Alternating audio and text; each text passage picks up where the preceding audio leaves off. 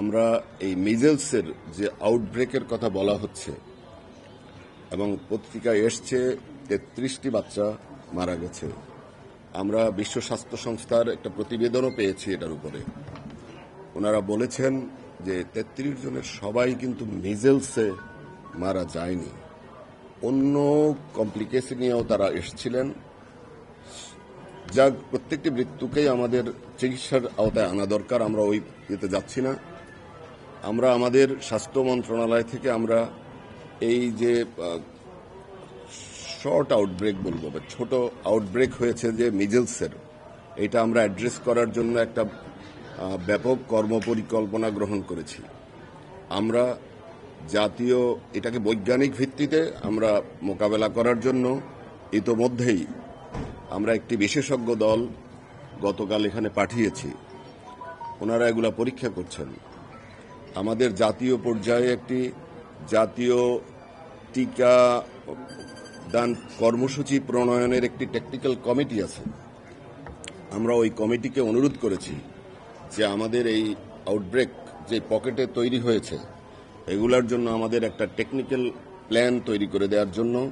তারা অলরেডি তাদের পরিকল্পনা তৈরি করেছে। আমরা এগুলো নিয়ে সচিবালয়ে বসব।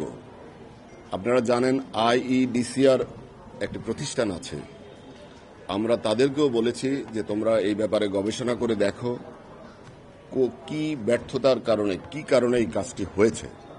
আমরা প্রাথমিকভাবে যেটা জেনেছি, করোনাকালে এবং তার পরবর্তী সময়ে কোনো পকেটে, আপনারা জানেন আমাদের স্বাস্থ্যকর্মীরা একসময় ছোট ছোট আন্দোলন করেছিল, কর্মবিরতি করেছিল। আমাদের টিকারও তখন কিছু সংকট তৈরি হয়েছিল। এই সংকট আবার কিছু মায়েরা ধরেন একদিন হয়তো এসছেন, সেদিন কর্মবিরতি ছিল, পরে ওই মায়েরা আর আসেননি। এই ধরনের কারণে কিছু জায়গায় গ্যাপ তৈরি হয়েছে। এই আমাদের ইনভেস্টিগেশনে, প্রাইমারি ইনভেস্টিগেশনে বলে যে ওই গ্যাপগুলোর কারণে এটা ছড়িয়েছে। আমরা একটা স্ট্র্যাটেজি নিচ্ছি যে রিং করে ওই এলাকাগুলোতে আমরা হার্ড ইমিউনিটি তৈরি করার জন্য ভ্যাকসিনের কার্যক্রম সহসাই শুরু করব। এটা আপনারা জানেন সরকার আমাদের এই স্বাস্থ্য ব্যবস্থায় এবং বাচ্চাদের হাম থেকে শুরু করে এই সংক্রামক সকল ব্যাধির ব্যাপারে টিকা কর্মসূচির ব্যাপারে সচেতন।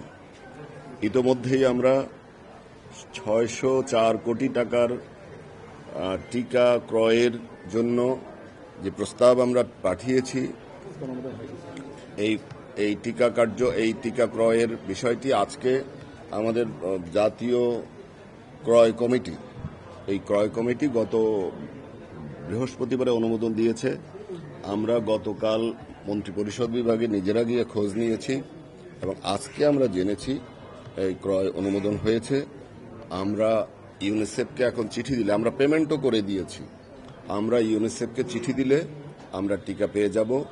আমাদের কোল্ড চেইন রেডি আছে। আমরা টিকা পেয়ে গেলে আমরা ইপিআই কর্মসূচি এবং টিকাদান কর্মসূচি ব্যাপকভাবে শুরু করব এবং আমার বিশ্বাস ইনশাআল্লাহ আমরা আপনাদের সবাইকে নিয়ে এই সাময়িক সংকট আমরা সাহসিকতার সাথে মোকাবেলা করতে পারব।